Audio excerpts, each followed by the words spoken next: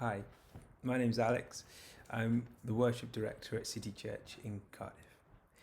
Given the current regulations around gatherings and singing in worship services, I want to share a couple of ways in which you can engage creatively with worship whilst not singing. First is lament.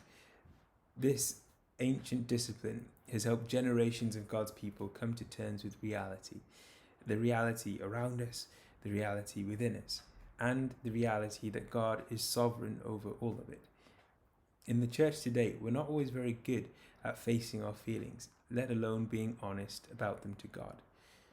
Sometimes we just need to wrestle with our swirling emotions before we can trust and find peace in Him again.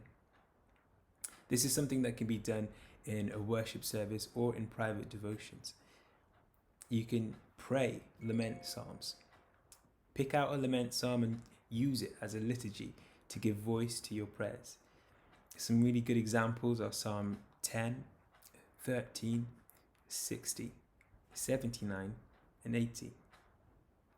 Don't just read and pray and move on, but sit in the discomfort and let God comfort you, feeling what you're actually feeling, and meet God in that emotional pain.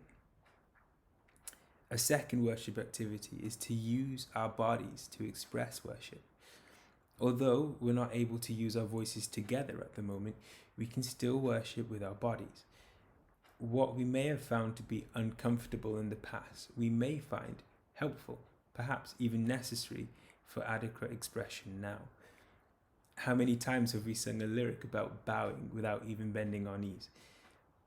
By committing to use our bodies as we're able to, as instruments of worship, we will still be able to communicate the range of expression that worship calls for: praise, adoration, surrender, etc., whilst not singing out loud.